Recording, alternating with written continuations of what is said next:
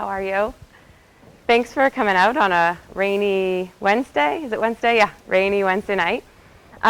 When I say that I understand what it takes to get out of the house in the middle of the week, among homework and all of that, please believe me, because I'm the mother of 5 kids, 2nd grade, 4th grade, 6th grade, 7th grade, and 10th grade. So I get it. Like I 100% appreciate that it's no small feat just to be sitting where you are, and that it already shows me your level of engagement just in parenting in general. And if you're not a parent, or you're a teacher, or you're a member of the community, just your engagement there, it's critical. It's critical to be part of this conversation. And one of the main reasons why I love talking about raising the digital generation is because I feel like it allows us to do exactly what we're doing, which is sitting together and pausing. And we're asking ourselves, what do we want, right? Like, that's the big question. We're going to talk about technology. We'll talk about specifics. We'll share some ideas and thoughts and best practices. But what we're really asking ourselves is, what do we want for young people? What do we want from family life? And how do we get there? What's that going to look like? And a lot of people will say to me, oh, I wish all the technology would just appear. It's making life so much more challenging.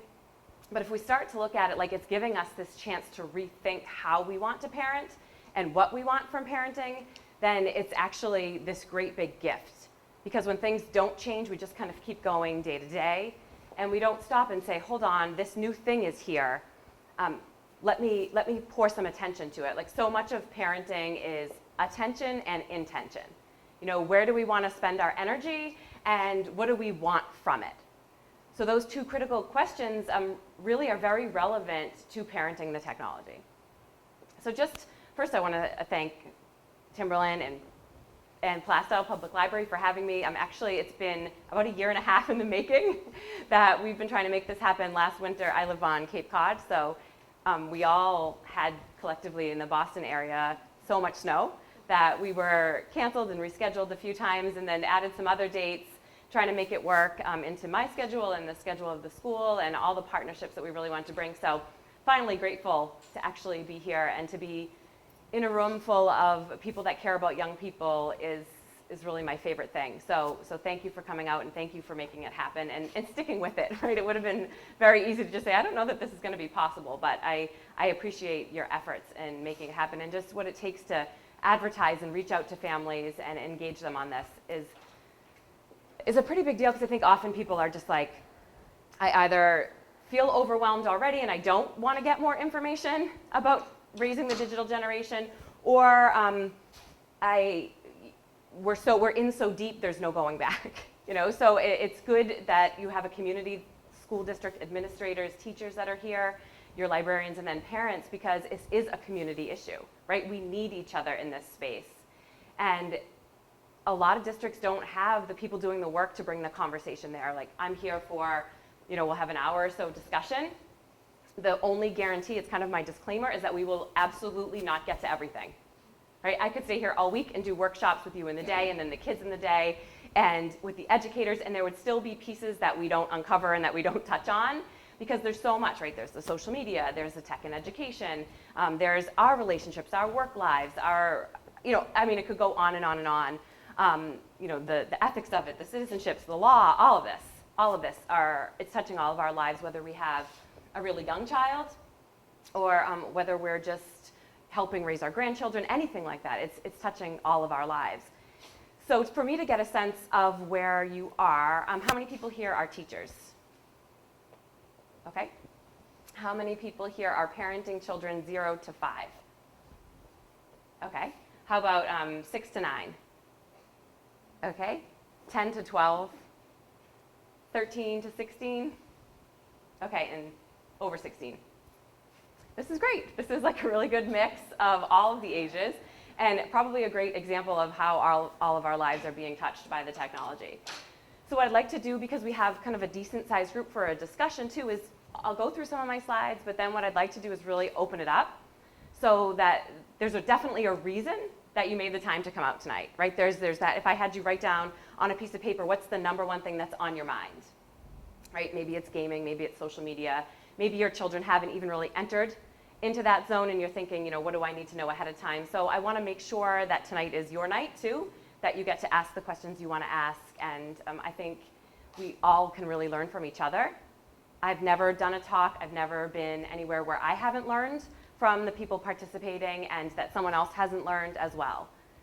So I want to create that space where everybody feels comfortable sharing thoughts and ideas. So we'll also stop the live stream at a certain point too. So if there's questions about your kids specifically, it's not being broadcast into the living rooms of their peers. So they can really hate you by the time you get home. So I think it's just important that we'll have that element of privacy to go on so that if people really want to share real-time examples or concerns, that will happen too. And then we'll have some general questions that will probably benefit the people that are watching at home as well. So here's a little bit about my platform. So for me, I feel like the goal of the modern person is to have a healthy relationship with technology.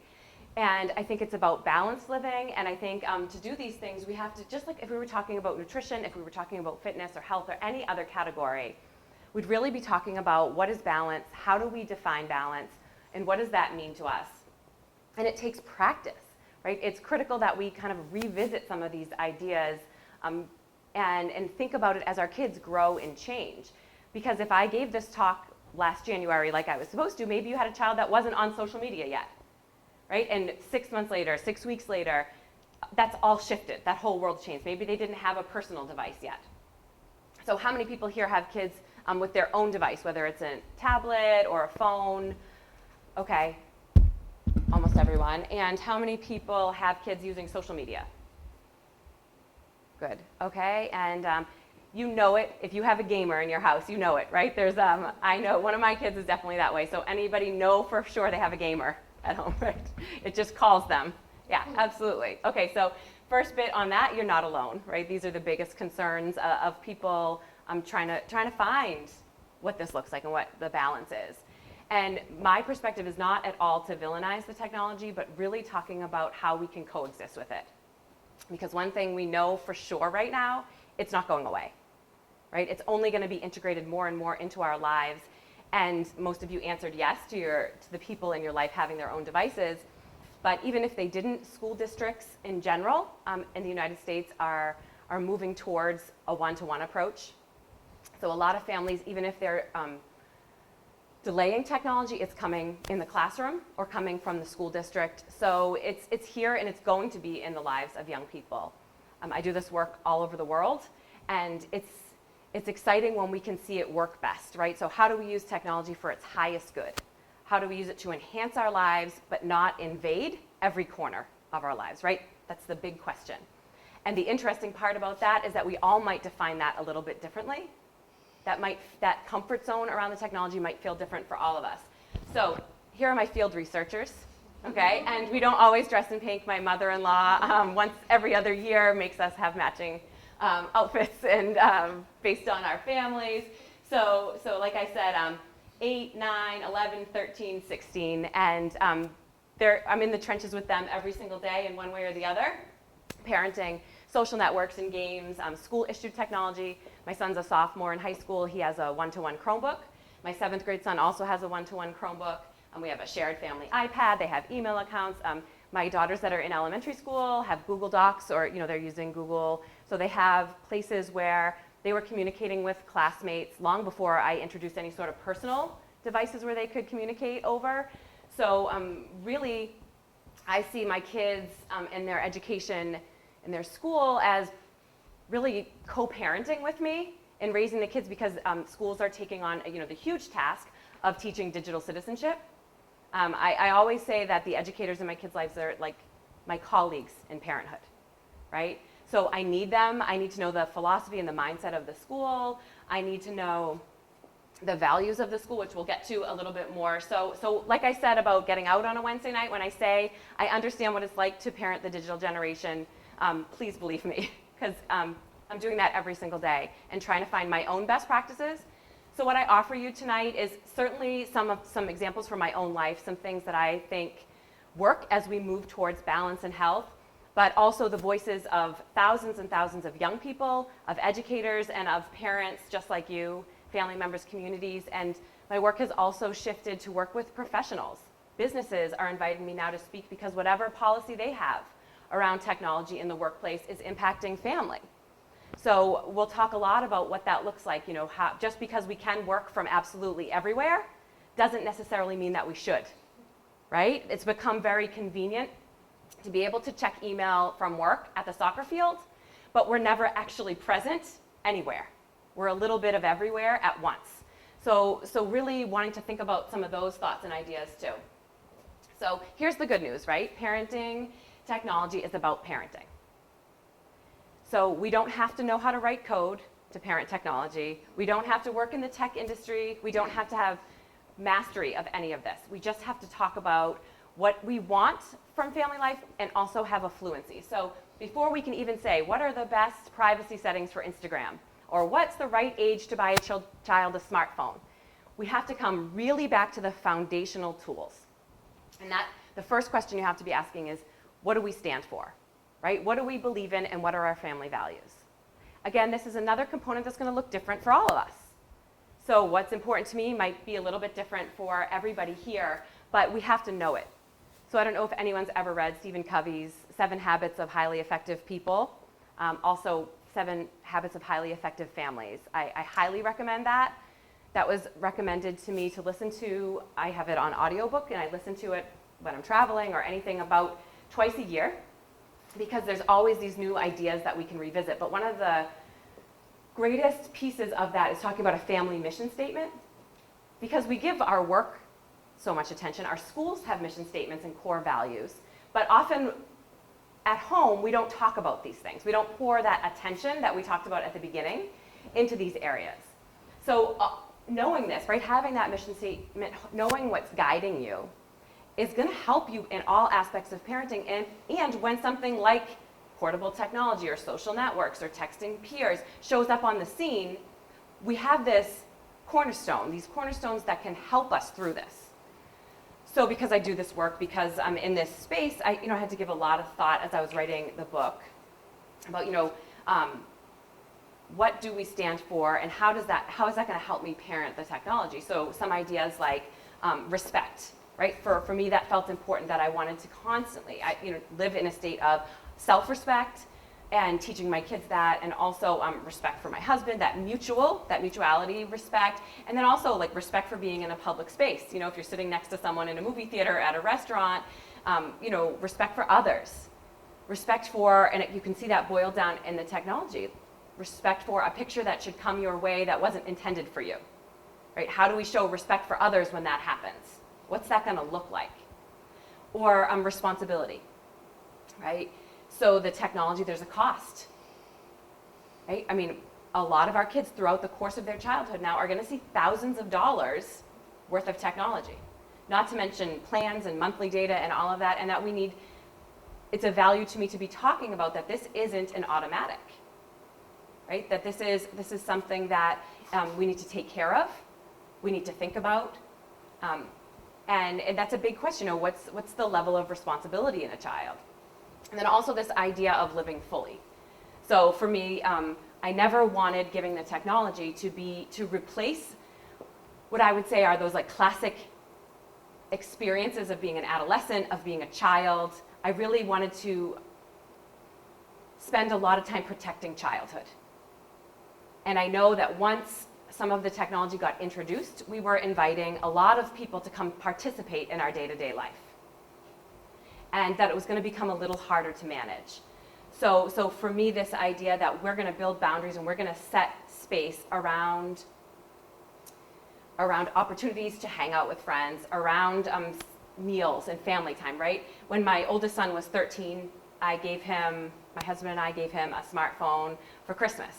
And this is actually where my work really shifted from a regional platform to an international platform, because I wrote him an 18-point contract to go with the device. And I write for the Huffington Post, and I shared the contract there. And it's this wild experience where I wrote to my editor at the Huffington Post, and I was like, I have this contract I wrote for Greg. It's kind of outlining my expectations. Honestly, I can look at it now and say, based on those values I just shared. And I kind of was cavalier, but I'm like, I don't know if this is something that you think readers at Huffington Post parents would be interested in, but it's all yours if you want to use it. And my editor, got back to me almost immediately. I think it was even like a Friday night, and she's like, I hope you're ready, hang on. Which was really interesting to me because it felt so specific to my relationship with my son and a reflection of our family that I couldn't really see at the time how it might appeal to other families. Even though I was doing a lot of youth and family work and interacting with a lot of young people, and that's actually where I learned a lot about how the technology was impacting all of our lives. So once the contract went live, Good Morning America was in my kitchen the next morning. So it went viral overnight. This was in 2012 going into 2013. And in the first week, it was shared hundreds of thousands times and translated into 12 languages during that first week. We had reporters following us places. So it wasn't just a conversation that was happening in our own house. This showed me right away this was a global conversation.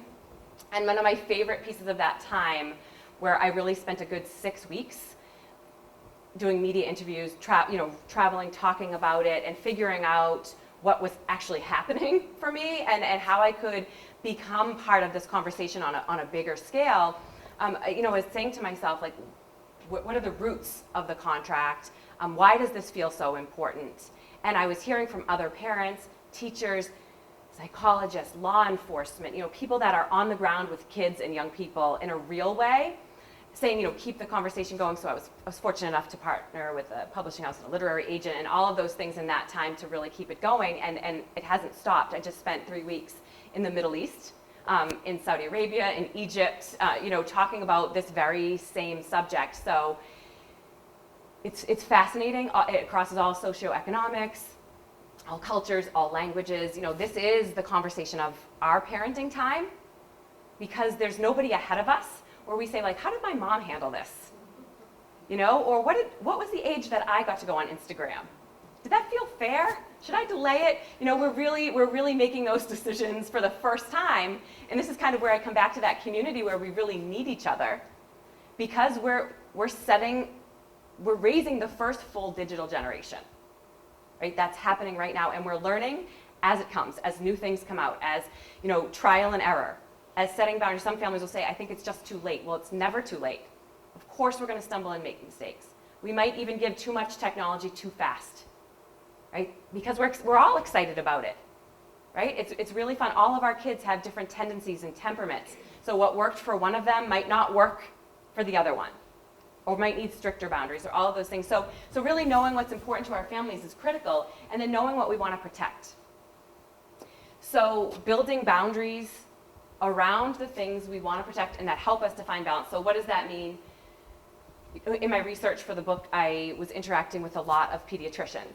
And I was saying to them, I have this unique opportunity to get in front of parents on a topic that they're engaged around. If there was one thing I could tell parents about the technology and their kids from a health standpoint, what would it be? And without question, I consistently heard, and now we're seeing research to support that, is sleep, right? Uninterrupted, consistent sleep, especially for that adolescent brain. We know it's important for our young kids, for our babies and those things, but especially for the growing and developing adolescent brain, sleep is critical. And we've probably all had that experience where we see how many group texts happen over the course of a day, right? And most of it is pretty benign in terms of it's like emoji fest. They're just going back and forth with 30 or 40 of their friends. But if that was happening next to their bed, or maybe they don't feel like they can be away. This is actually what I hear from young people.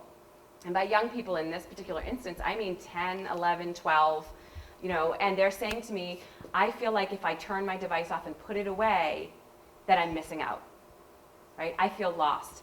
I feel out of the loop. People might think I'm dead if I don't respond right away, right? That's how urgent it feels to them. That's how real. This is like to us, right? When our school day ended in high school or middle school, we went home and maybe had the privilege of talking to 1 or 2 or 3 close friends. Now, some of us might be of the cordless phone time. Some of us might still have to, be in the kitchen on a phone that eyeballs were looking at us on a cord hooked to the wall. So we selected the people that we were going to communicate with. And what it's like for a middle schooler who's on a social network or has the numbers of hundreds of classmates, there's never that time to be off. There's never that time to be away. And I think that's something personally worthy of protecting. So that doesn't mean they can't use the technology to communicate, but there should be a beginning and an end to an adolescent's day, socially. They need that recharge. They need space. So yeah, it's important to shut down for the day, but I even think taking it a step further and having a shutdown where they're even still awake without it. I want us to go back to thinking of our young people as beginners. Just because they might be savvy on the technology doesn't mean that they're experts, doesn't mean that they know how to self-police, doesn't mean that they know how to use it perfectly. Even all of you probably have great kids, right? But think of yourself, it's very hard to put our devices away.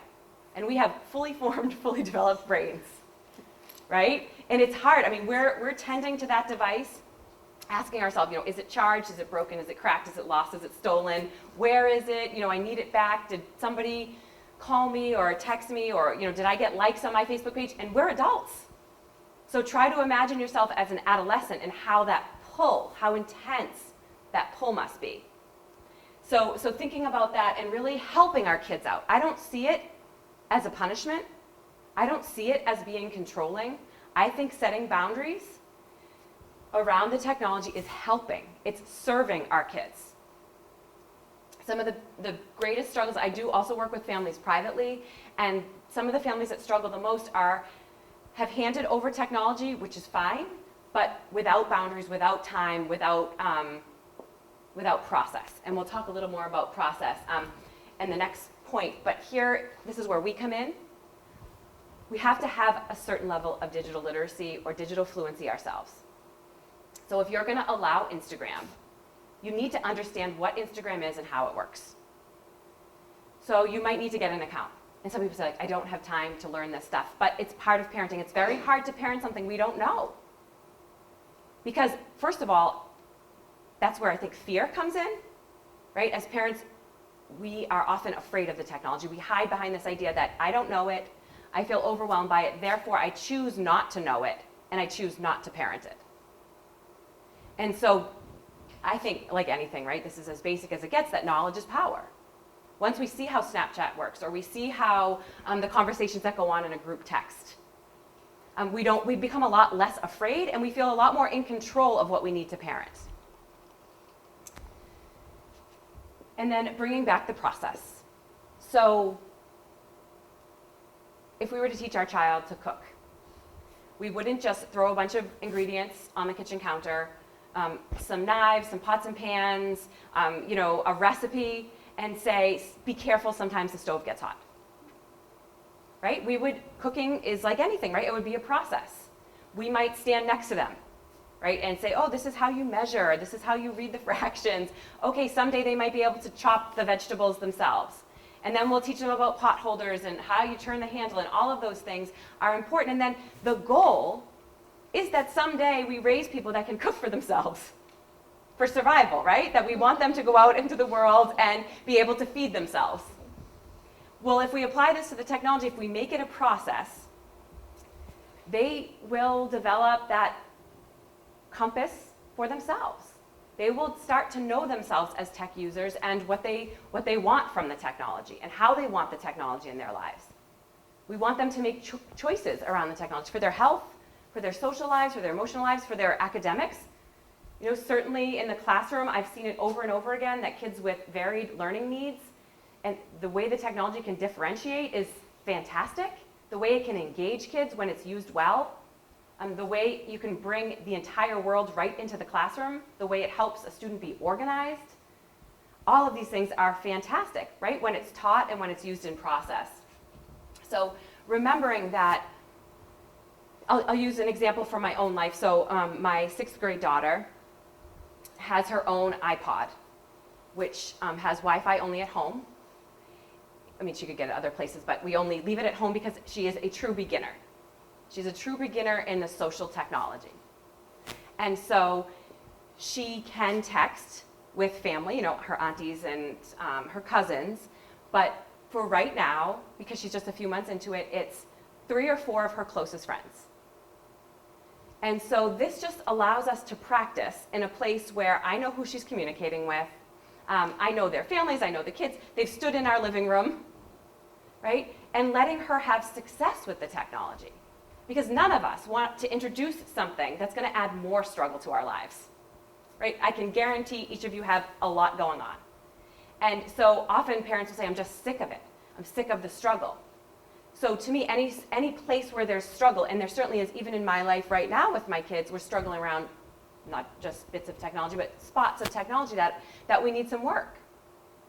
And so going towards that struggle and saying, okay, what kind of boundaries do we need here? Because I want to set my kids up for success so that we can move on to that next layer or that next tier of a little more independence. So another opportunity for process parenting is, not saying you can get any app you want, because there's a lot of app choices, right? Or maybe with a child we know is in love with gaming, and that's a source of struggle, that maybe not the games that send notifications, right? Because if what we know about the brain, the research from gaming designers that's starting to come out, is that when they see a notification for, let's say, example, because we can turn off the notifications too. Right? So knowing that we have a lot more control than we think we do, that we can curate the gaming and social network and technology and internet experiences is also important and part of that literacy and fluency around technology. But the games are designed for the kids to come back to it before they even know they're coming back to it.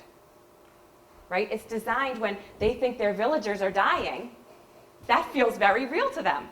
Just like when a teenager tells me if I don't respond to my friends within 10 minutes, they think something tragic happened to me. For some kids, that's how it is with the gaming. They tend to that like it's real life to them.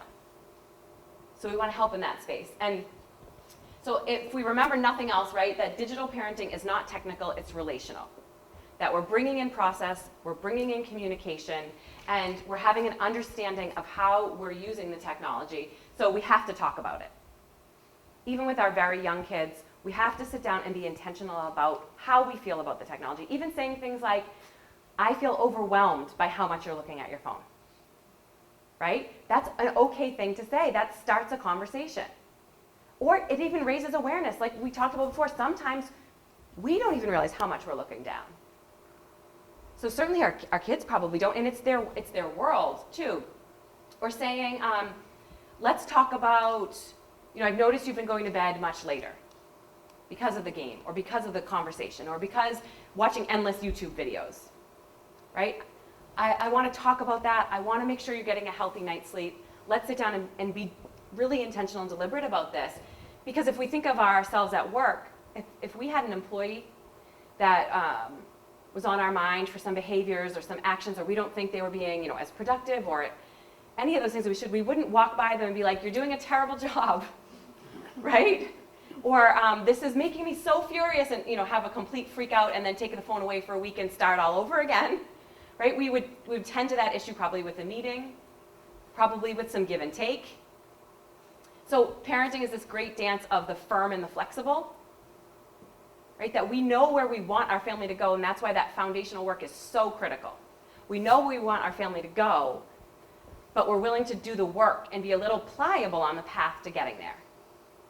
To have, and in that, I mean the listening to our kids, right? That doesn't mean we have to change our standpoint, but getting to know them. And I think this becomes really critical here, the askable adult, being a person that our kids can come to. And when I talk to young people, they see a lot online, right? So even if we have the best internet controls and we're really practicing, that processed parenting, our kids are still going to, even by accident, stumble across things. Conversations, language, content. That's the nature of the internet. But they need us.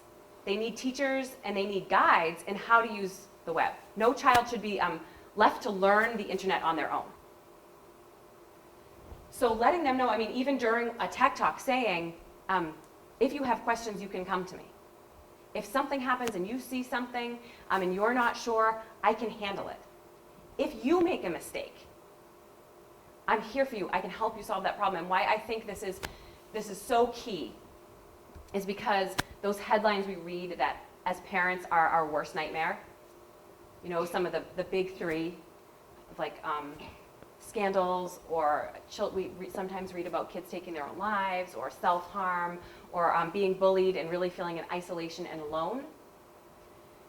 We really want to make sure that the technology is part of the family system, right? That it's out in the open as much as it possibly can be.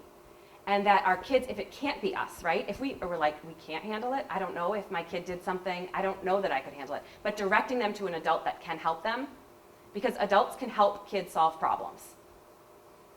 We don't have to have all the answers, but the kids that feel isolated in something that's either happening to them, or that they've done to somebody else, or that they've even witnessed as a bystander, that can be a really intense experience.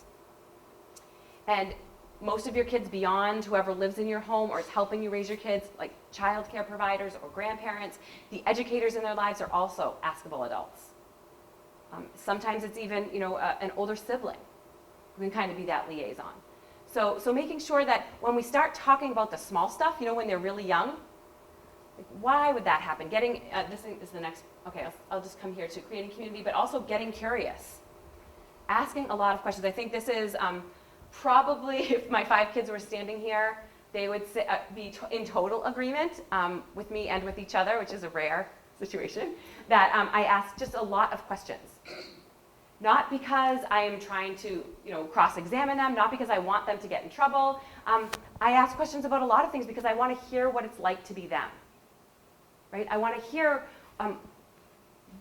if they want to go on Instagram, right? That's maybe like my 6th grade daughter right now that I referenced being a beginner really wants an Instagram account. So I'm just in this get curious phase. So I'm saying, like, why? Why would you like it? What do you like about it? How would you use it? I'm just getting, I'm in this info gathering stage. Or even if a peer of theirs makes a choice that isn't great online, like I'll say to them, I could see why a kid might think that was funny. What do you think about that? Why do you think they did that? What happened? What does getting a lot of likes mean? I mean, there's endless questions we can ask. I mean, this is just a tool for all parenting, but especially in the digital space, is because sometimes we're just reading headlines and saying, oh my God, Snapchat is a sexting app. You know, because it disappears in 20 seconds, and that's the only thing it's good for. But when we really actually get on Snapchat or talk to kids and young people about why they're using Snapchat, they'll say things to me, I don't mean my own kids in this situation, I mean middle schoolers and high schoolers everywhere. They'll say, like, I feel part of the global community. I'm not kidding, like that's their answer. And somebody didn't like get them to say that to me. But it's because they can see, for example, when the World Cup was happening.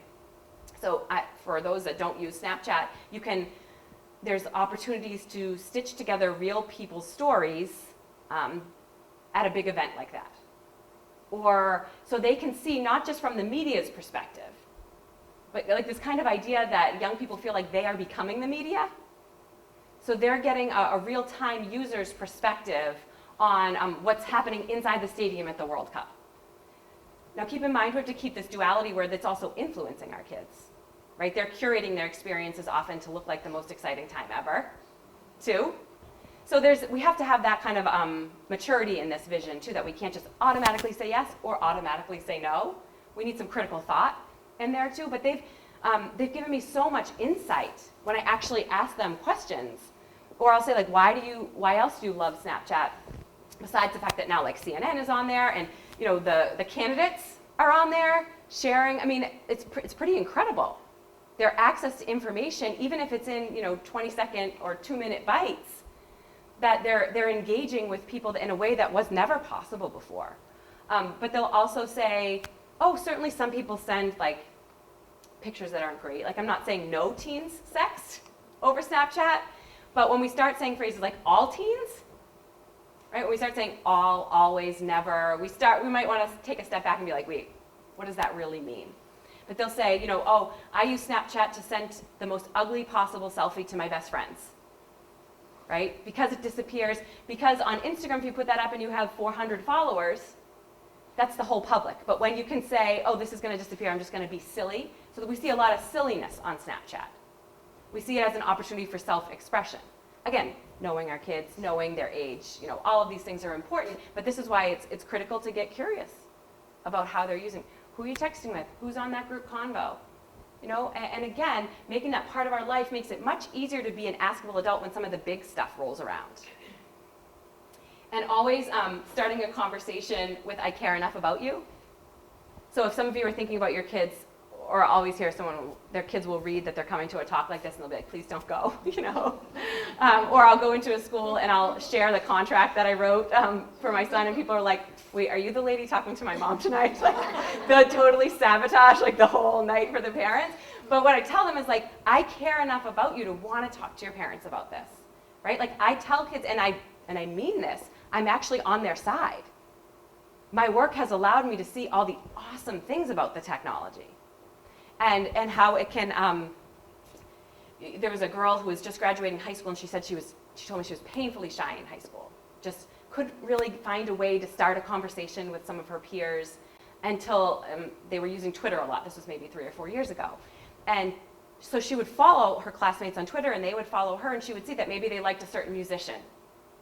And so she had this talking point to go to them with. Like, "Oh, I saw you posted that new video by whatever band. I like that band too." Or, "Hey, you watched that show too. I like that show." And she said that Twitter truly helped her become more social in person.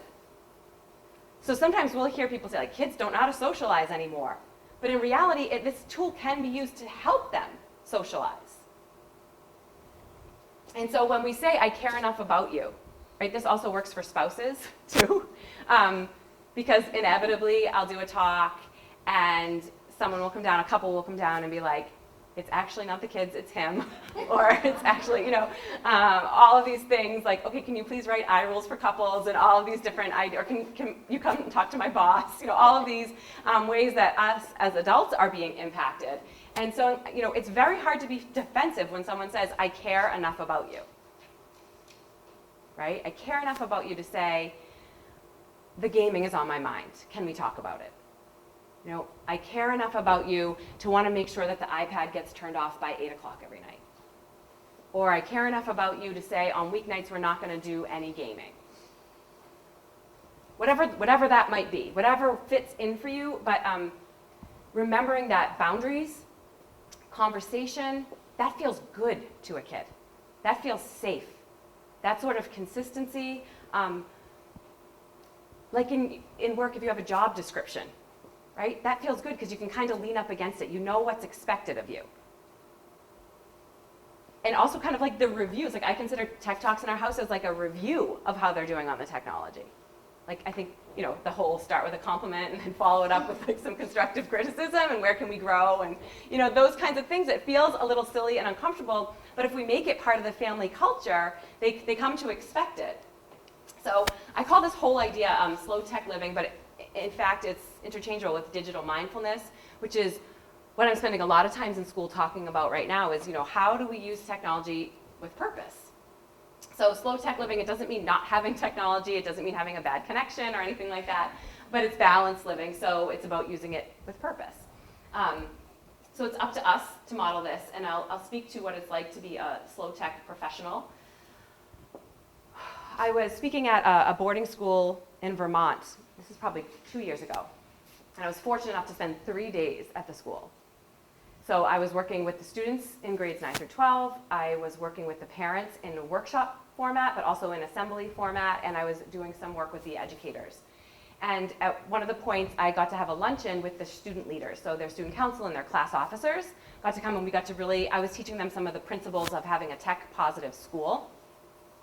And they were going to go back and teach their peers. That was kind of like the train the trainer, but with the students.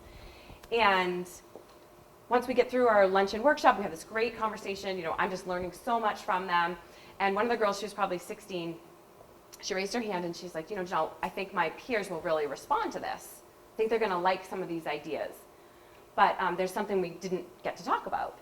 And I was like, oh yeah, ask me, go ahead, ask me anything. And she said, when I go home, because it was at a boarding school, she said, when I go home, how do I tell my dad to put his phone away when we're visiting? And prior to that point, I was focusing so much of my work on kids, right? Like kids these days. This kind of mentality of like, what's going to happen? What's going to be the outcome? What's safe? And you know, all of these things. And then all of a sudden, she really shifted my entire perspective on this, because actually this is a place we can build a bridge with our kids, because number one, we're new users too. We're learning it right alongside them. And then also, I mean, one of the points in my oldest contract that I referenced was keep your eyes up, see the world happening around you, go for a walk, talk to someone new, and then it culminated with wonder without Googling, which is lovely, right? It's kind of maybe the most quotable point of the 18 points in the contract, except my kids now will say to me, keep your eyes up, Mom, you know, and I'll say, oh, you know what, I'm going to look that up, and they'll say, Mom, wonder without Googling. And so this is the point that is most quotable, but also most quotable for my kids in my house. So they're watching us, right? And so this isn't about like shaming you, because nobody came up to a talk to be like, you're doing a terrible job. I think we do enough of that to ourselves all the time, but just raising our own awareness about what we want from the technology. Like before we can even teach it to our kids, like how much do we want to allow the technology to be a part of our lives, and remembering that we can set boundaries for ourselves. We can set boundaries with our peers. We can decide when to pick up our phone.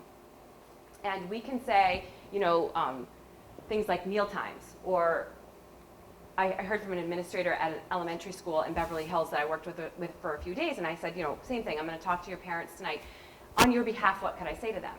And she said, well, I hear the parents saying the kids are addicted to the technology.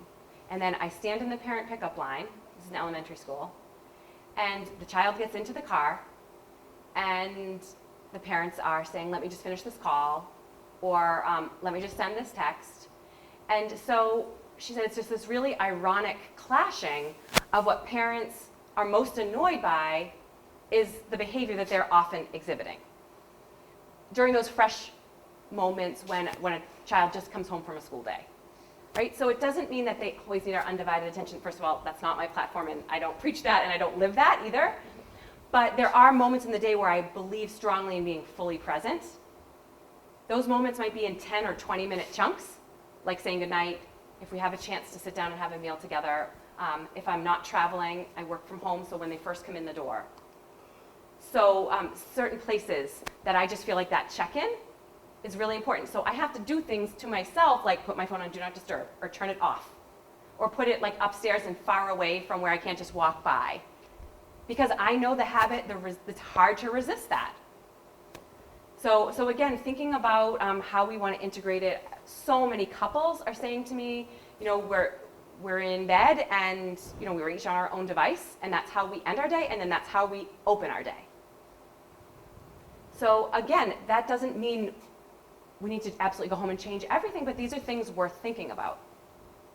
And then, you know, we talked a lot about just because we can work from everywhere and we can communicate all the time doesn't mean that we should. A lot of what I'm sharing with businesses right now, and especially, you know, CEOs and people making policy and work is, and also in education too, you know, if everything is urgent, then nothing is urgent. And I'm sure for those of you that said you're teachers, you're seeing this with parent communication. You know, just because we now do have access to our kids' teachers all the time, doesn't mean that we should be accessing them, right? Redefining what's important. When I say to teachers, you know, that's one of their biggest things is, you know, I love the access to the home family communication, but wow, it's a lot of work. Wow, it's a lot of work. My own mother is a 4th grade teacher, so I get to see in real time, you know, how her life is impacted because she cares so much about her students. She wants to get back to them, their families. I mean, even my high school son emails with his teachers directly. You know, grades are in real time. You know, so there's a huge expectation on what's happening in education. And when I say to teachers in a workshop, you know, how many of those parents that are emailing you with a crisis would come in for a 10 or 20-minute meeting? You know, that number plummets. So asking ourselves, are we, you know, all those things we're asking our kids, are we responding angry? Are we just communicating because we can? You know, is there a better platform? Should this wait till a conference or a phone call? All of those things. But that I just like I don't want young people to forget, I actually don't want us to forget that we have a choice. And some of us are going to be on call, and some of us are going to be working on deadlines, and there's times, right? There's times where we see a spike in that. But even the people that would classify them the busiest or those things, we can all come home for an hour and not be available sometimes. to work, That's possible. So our students, right? So we will open it up to questions, but one of the most popular questions I get is, they're needing their devices for homework. But I know that their homework shouldn't be taking them 3 hours, right? So that they're doing other things on there, and what is this going to look like? I also want them to get to bed on time, all these conversations. So this is another place where we want to be having those tech talk with our kids. So if you have a 4th grader, most 4th grade teachers at open house or back to school night would say you should have, I'm just going to throw out a number, your child should have 30 minutes of homework max and 20 minutes of reading. Let's just use that for an example. Well, if homework is taking 3 hours, then either something is wrong, a child's not understanding a concept, nobody should be, heads down that long, or they're doing other things which is impacting. Maybe they're not going outside to play, maybe they're not going, doing their chores, maybe you're struggling, they're not wanting to come to dinner. So these are things worth looking at. Even older kids, right? Some of my oldest son, he is very self-directed, kind of classic firstborn. So he has his Chromebook, he has a smartphone, he can go back and forth between, he's literally studying for finals, midterms last week, and FaceTiming a friend and listening to music. I can't work like that, but he can. So sometimes things aren't a problem until they're a problem, because I want to go and make an issue about it. Like, you can't be studying to your maximum capacity like this. But then the test scores come back and I'm like, okay, well, I can't, just because we work differently doesn't mean that what he's doing is wrong. And actually in 2 years when he goes to college, this is actually going to be his life. And so learning these skills now feel really critical. But some of my other kids, my daughter needs absolute silence. She needs to be in the quiet. She needs to work very hard, to learn her facts and to study and to practice, and she needs a lot of, kind of guidance and support in that way. So knowing what kind of kids our children are, and then helping them balance that. And really thinking about how we can redefine screen time, because there are certain things that they're doing online that I don't consider screen time. Like I said, practicing facts, right? Or one of my kids wants to be a puppeteer, so she watches YouTube about like how to make puppets and how to do these things. Like, to me, that's one of the great things about technology. I don't add that into the screen time component. And even the American Academy of Pediatrics is really redefining what screen time means to be, what's the quality of the content, instead of setting a 20-minute timer and kind of fighting in that regard. So there's all of these ways that we're being asked as parents to think critically about it and assess it on a per child, per item basis, which can often be like, really? So overwhelming. Like everyone's like, why did they even come? Like, things were fine before. Well, I was doing a talk once and like a woman walked out like, I was like, oh no, this is not at all how I want people to feel. Like, my whole platform is empowerment, like you can do this. And then I was like, are you gonna be okay? And she said, I just thought you were going to tell me something easy. And I was like, if I could do the parent easy, like, I would be a millionaire. This would be great. Like, if I could come up with the 1, 2, 3, that if every human did this in their house, there'd be guaranteed healthy relationship to technology, no mistakes. Like, it just doesn't exist, right? So this work and really thinking about our kids, really paying attention and communicating is the challenge. And one of my favorite parenting quotes is, and it's related to number 2, is 99% of parenting is saying, I see you, right? I see who you are. I see what works best for you. I see what you need. And then setting limits, boundaries, ways to support that. All of our kids, like I touched on it, have different tendencies, just like they have different appetites. One of my kids will eat 6 tacos, the other one won't touch them. So we're constantly needing to figure out, okay, well, how do I make sure nutrition happens for all of them? And then we want to become a slow tech family. So they see us living in balance with the technology. They see us prioritizing the values that are important to us, prioritizing having conversation. They see us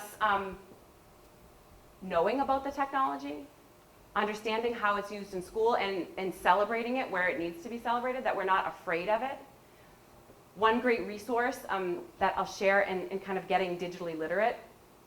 First of all, my own website has just a lot of resources beyond my own work, because I've been fortunate enough to work with some people doing fabulous work in the space of helping parents. But also, Common Sense Media is a great website. I mean, they've been in the game for probably 20 years. They were talking about movies and television time before the technology even came on the scene.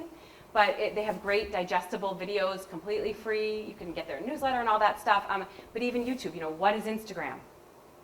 2 minutes free. It shows how it works. It shows how to get an account. It shows how to set privacy for the kids. So certainly one of the great benefits of technology is access to information. So as parents, we have that. We have free access to information. So while it's great to come together and use each other like this or bring in a speaker, there's also a lot of places that we can get this information beyond each other in a way that we couldn't have even had before. So that's out there too. And the real reason that I think this is important, I'll share one more story with you, and then we'll kind of open it up to talk about specific instances and questions and concerns that you have. So I was at this point where I was really heads down and using the technology myself. I was writing the book, and I kind of told you the story of how the book came to be. It was very fast and very sudden, and I had 3 months to write 80,000 words. So I was, they wanted to turn the book out quick because it's a timely topic. So I was really heads down, and when the book finally went off to the publisher after the edits and all of this, I wanted to really pause and celebrate with my family. And to that point, my husband and 5 kids, we hadn't ever really been on a vacation, true vacation. Like all 7 of us got on an airplane, and partly because I could send them to college for the price that it cost us to go to Disney World, but that's okay. I wanted to really celebrate. Publishing a book was a huge goal of mine. I didn't know it was going to happen in this way and at this time, but my whole family had pitched, and I knew I was about to really embark on a massive travel schedule. So we did. We stopped everything and we went to Disney World. And I decided that I wanted to go device-free in Disney World. And a little bit of this is because they're my human experiments, and partly because I needed a break. I wanted to be away from the technology, and partly because I just felt like kind of what I talked about young people is that none of us were in the practice of really being away, right? So even from the people we love and care about and love communicating with every day, like parents and in-laws and the kids' grandparents and siblings and all of these, this is a great feature to it, but it's also, it takes up a lot of our time. And it was at this point, my oldest was entering high school, and my youngest was starting in full day school, and I felt the time really slipping. I felt like all of a sudden I was going to have all 5 of them in school, and the time was just going to go on me. And I wasn't really sure when we would get this chance again. And so I expressed it this way, I care enough about you to ask you to leave your devices home. So of course, my oldest is like, but Mom, I'm really good. I still follow the rules of the contract. Let me just bring it along. I'll only listen to music, which, becomes impossible. Once we have it, it's kind of with us. And then my girls were like, wait, weren't iPads made for airports? Isn't that the whole point of being in an airport or a train station or on a bus? It's you get to have that time. So we had to have some conversations about this. And my husband, who tends to be less connected, he's an early adopter, loves technology, but it doesn't call him in the same way that it does for me and for the kids. So he was he would probably prefer it. And I was struggling with it too. Am I just trying to make a point? I definitely did an NPR thing about it after, and I knew I was going to write about it. And but I really wanted to walk the walk a little bit. So we decided that at first we would verbalize, I wish I had my phone right now because I would totally be scrolling, because that's that physical habit to get over, So in the airport and stuff, we're just kind of okay, we built the little Lego pack, and that took 2 minutes, and we still have 90 minutes, and so what's going to happen? It was a little bit like time traveling. We printed our tickets, and we had to write down the phone number of the hotel in case something got mixed up, and the travel agent. It's pretty amazing. This is totally off track, but I recently saw somebody post a 1996 Radio Shack newspaper ad. And the 18 things on that page are now in one smartphone. like a fax machine, a scanner, answering machine, the actual phone, a typewriter. It was like amazing that this whole entire ad now is in this one device. So anyway, we can imagine all of the things that are happening for vacation.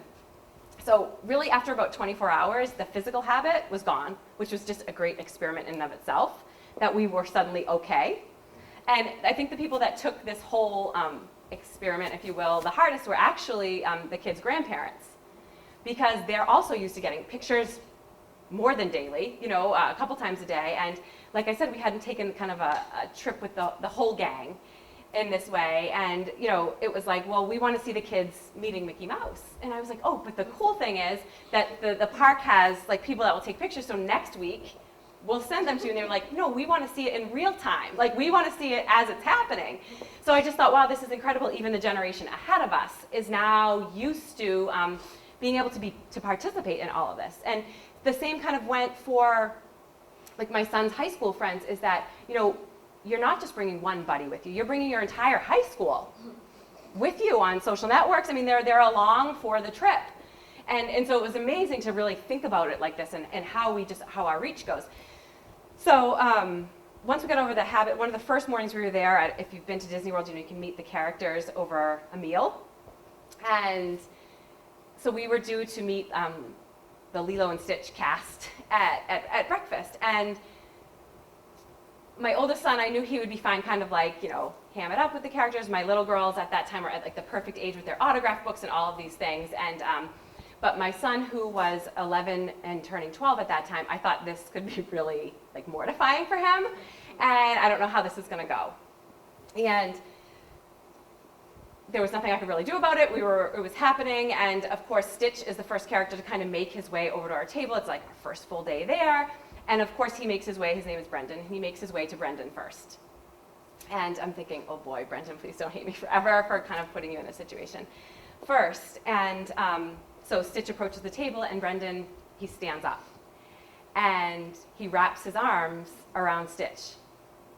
And he gives him this huge hug.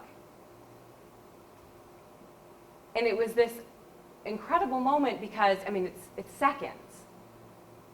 But I just sat and watched it happen, and then I watched as Brendan kind of leaned up again and put his head against Stitch. And it was incredible because he was so innocent, right? He was at that real in-between age. And I don't know that if I was trying to take a picture or trying to document it, that he would have been so pure in that moment. I mean, aside from the fact that I feel like I was watching some of those last precious, innocent moments I got to witness, not through a lens, not through trying to capture to then go out and share with other people, that I actually got to, I can truly say it was an awakening of being fully present, because the time felt like it slowed during those moments. And I also wasn't doing that thing where you go like, do that really cute thing again so I can get a better picture, or so I can take a video this time. And like, I ruin tons of moments all the time doing that, because it's like nothing is precious anymore because we have endless stream of pictures. And so often I think the camera can be a barrier to actually experiencing the moments. And so I kind of carry this story with me. It's almost 2 years later now, and I share this story all the time, not because I think everyone should drop everything and go on vacation and do a digital detox. I think it's actually shifting away from that, but I think what we can get is, where can we find moments like that every day, right? Where can we find those 10 minutes to say goodnight, or those 20 minutes to say, what was it like to be you today? I mean this for ourselves, for our relationships with our kids. So when we get to that point where we integrate this, right, where it becomes, again, part of who our family is, and we start controlling the technology instead of the machines controlling us, all of a sudden it starts to feel really healthy and really balanced. And I think that's what, sometimes we'll still do like a device-free day, or like I said, we live on the Cape, so sometimes at the beach on Sunday, everybody leaves their devices, adults included, partly because, there is sand and water and all of those things. it's not a guarantee that it's going to come out of the water or they're going to forget, remember to leave it behind. But also, I want them to go be kids. I want them to go be present, and I want to be present with them. And so dinner time is not beautiful, right? We're not putting out like candlelit linen napkins all the time, right? It's chaotic. It's the best we can do. It's very rare that all 7 of us are there at the same time, maybe twice a week. But it's important that there are pieces of our days that are protected. And I think this allows our kids to reflect on how important it is for them to know the technology can be separate, right? Because so often it feels like an extension of who we are, like an extension of who they are, that their accounts are and what they post and who they interact with online in that regard, or what game they're playing or what avatar they've made. And so I think turning it into this lifestyle, really and truly what we want out of the technology is for it to be part of our lifestyle. And with that, I'm going to skip here. So to summarize, strong, healthy foundations, using iRules, which are tech boundaries, communicating, and slow tech living, this will make us absolutely productive and having a healthy relationship. And this doesn't mean without challenge. None of it does. Right? Like I said, there is no secret recipe. But if we work on these things, right, if we work towards this, then we don't have to villainize the technology and we can truly coexist with it. So at this time, I would love to hear from you and hear your questions or your thoughts. And I know we didn't really this is kind of a big sweep of a tech philosophy, but if there are specific questions like this behavior is happening with this child, or I'm not sure when to speak up or when to stay quiet, these are the big concerns that come up for families. So I would love to hear from you and make sure you get your specific thoughts and ideas shared. So I think at this time we'll turn off the live stream. And if they waited all this time, then they deserve a few extra minutes. So yeah, my website is janellburleyhoffman.com, or I'm on Twitter at JanellBH, so it's JANELL BH. Instagram, the same thing. And all of the resources, there's a resource page on my website. There's also a contract builder on my website, and it's free. And you can go in and input the ages of your kids and the way they're using the technology, and it's a great activity that you can do together.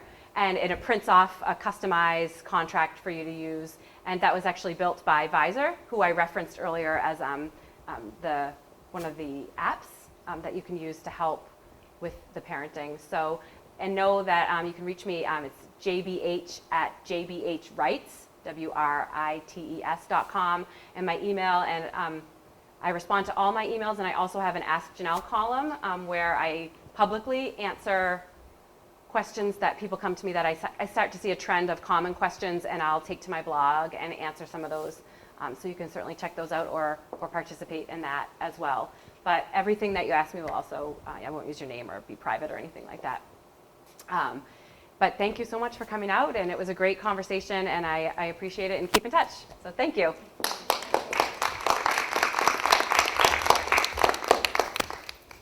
Do you have a slide with your contact info? I was going to say, can we put it back on your... I put my clicker down. Oh, there it is. Yeah. And it's Hofmann with one. Yeah, one F and two N's. And also the book is anywhere books, ebooks, or audiobooks are sold too. So support your local bookseller, but I know Amazon comes overnight too. So And libraries might have it. and libraries have it. Yep, definitely. And in the works is a version of this for young people.